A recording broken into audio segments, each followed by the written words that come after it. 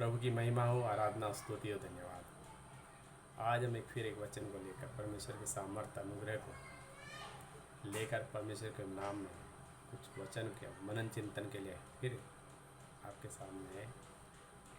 जीवित परमेश्वर के पवित्र वचन को लेने से पहले हम ये देखते हैं कि परमेश्वर ने हमारे अंदर ऐसी एक भूख प्यास रखी है जिसको हम संसारिक कहते हैं, भौतिक कहते हैं, आध्यात्मिक कहते हैं, मानसिक कहते हैं, आत्मिक कहते हैं। हमारी भूख और प्यास कैसी हो?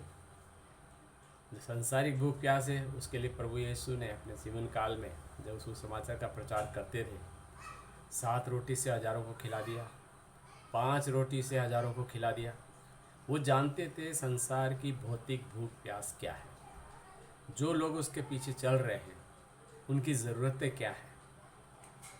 सबसे पहले उन्होंने भौतिक भूख प्यास को मिटाया, फिर उन्होंने आध्यात्मिक भूख प्यास को मिटाने के लिए अपने वचन के द्वारा, परमेश्वर के नाम में चिन्ह और चमत्कारों के द्वारा उनकी भौतिक आवश्यकताओं के बाद आत्मिक और शारीरिक आवश्यकताओं की पूर्ति की। इसके लिए परमेश्वर ने हमें एक छोटा सा उदाहरण भी दिया और उन्होंने बताया कि भौतिक आवश्यकताओं को ज़रूरत से ज़्यादा करने के लिए आज ज़रूरी नहीं है। भौतिक आवश्यकताएं संसार की हैं और वो संसार तक सीमित है, और जो परमेश्वर की भूख प्यास है वो हमारी आत्मा से है, हमारे अध्यात्म से है, हमारे विचारों से है, हमारे विश्वास से है। एक छोटा सा उदाहरण देते हुए धर्म ग्रंथ में प्रभु यीशु ने एक बात कही। एक व्यक्ति था, काफ़ी जमींदार आदमी था, धनी आदमी था। उन्होंने अच्छे फसल बोई, फसल हुई, बहुत सा धन संपत्ति और हो गया उसके पास। अब उसके पास रखने की जगह नहीं।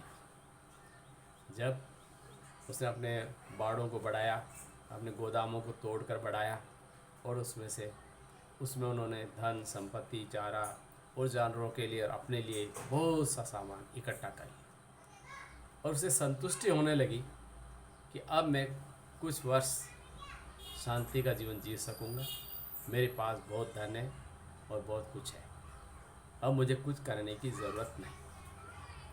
उसी समय परमेश्वर ने उससे बात की और धर्म ग्रंथ बताता है कि उसे कहा गया कि आज ही रात हे मूर्ख तेरे प्राण ले लिए जाएंगे। इस तरह परमेश्वर ने भौतिक आवश्यकताओं को सीमित कर दिया। वह व्यक्ति क्या लेके जाएगा? वह व्यक्ति संसार की भूख प्यास लेके जाएगा, और वह परमेश्वर के पास अपना ऐसा कुछ है नहीं जो दे सके, क्योंकि उसने पूरी ज़िंदगी संसार के भौतिक भूख प्यास को मिटाने के लिए और बुझाने के लिए बिताई। प्रभु यीशु ने अपने जीवन काल में हमेशा ध्यान रखा, इतने व्यस्त कार्यक्रम में जब प्रभु लोगों के साथ चलते थे, लोग उन पे गिरे पड़ते थे, फिर भी परमेश्वर हर शाम को प्रार्थना के लिए उनसे एकांत में अलग चले जाते। तो धर्म ग्रंथ कहता है परमेश्वर ने कभी भी अपनी प्रार्थनाओं को नहीं टाला। इतनी व्यस्तता के बावजूद पूरी रात वह एकांत में पहाड़ पे जाके प्रार्थना करते, क्योंकि वो जानते थे कि परमेश्वर की भूख प्यास क्या है।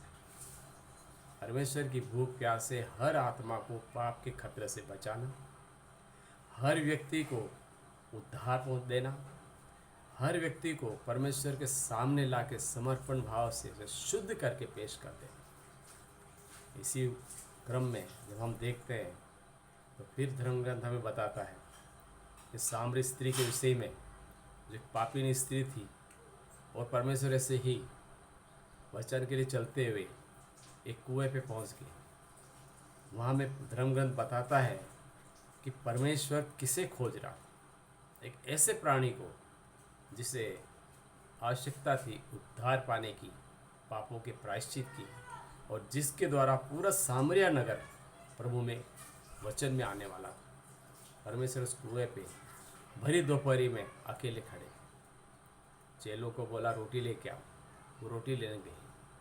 हम वहाँ क्या देखते हैं कि सामरी स्त्री आई, उन्होंने पानी भरने के लिए कुएं में बाल्टी डाली। नबी, जिसे वो मानती थी कि ये नबी हो सकता है, परमेश्वर ने कहा मुझे भी जल पिला। वहाँ सामरी स्त्री ने कहा ये कोई नबी दिखता है। उन्होंने बोला आप तो यहूदी था और वो नीच जात की थी, तो वहाँ पर वो कहती है कि आप तो नबी हो, यहूदी हो, मेरे हाथ का पानी कैसे पियोगे। लेकिन क्योंकि प्रभु जानता था कोई जाति ऊंच नीच नहीं होती, हर प्राणी परमेश्वर का है, उन्होंने वहाँ फिर हमें बताया और परमेश्वर के सामने उपस्थित होने के लिए उस स्त्री को अवगत कराया कि तुम कहाँ हो, तुम कौन हो, तुम कैसी हो। और उसके बाद परमेश्वर ने उसे बताया कि मैं तुम्हें ऐसा जल दूंगा फिर प्यास नहीं लगेगी। परमेश्वर उस स्त्री की भूख और प्यास को जानता था जो आध्यात्मिक थी, जो उसकी भूख प्यास नहीं मिट रही थी। परमेश्वर ने एक क्षण में अनुग्रह के द्वारा, वचन के द्वारा उसकी भूख प्यास को मिटा दिया। उसका उद्धार हुआ और उसने साबित किया पूरे सामरिया नगर में जाके, जहाँ वो अपमानित थी, बदनाम थी, उनसे डरती थी लोगों से, उनको जाके बताया कि मुझे एक नबी मिल गए हैं, कहीं वो मसीह तो नहीं। देखो प्यारे भाई और बहनों, परमेश्वर का वचन हमेशा निर्भीक होता है, सच्चाई से भरा होता है, और जिसको मिलता है वो उसे बांटने के लिए उत्साहित होता है। उसने पूरे सामरिया नगर को प्रभु के पास ले आया और एक जरिया बनी उन सामरिया नगर के आध्यात्मिक भूख प्यास मिटाने की। हम लोगों तक कहाँ पहुँच रहे हैं? हमें लोगों की आध्यात्मिक और आत्मिक प्यास बुझाने के लिए चुना गया है। हम प्रभु के चुने हुए लोग हैं, अनुसरण करने वाले लोग हैं। परमेश्वर हमें बताता है, हमें जानता है, पहचानता है और हमें काम में लेने के लिए तैयार है।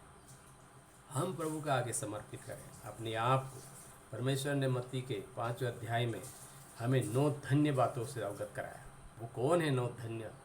परमेश्वर ने कहा जो नम्र हो, जो दीन हो, जो शोक करते हुए हो, जो धार्मिक हों, जो मेल मिलाप करने वाले हों, जो लोग अन्य लोगों के साथ आनंद बांटने वाले हों।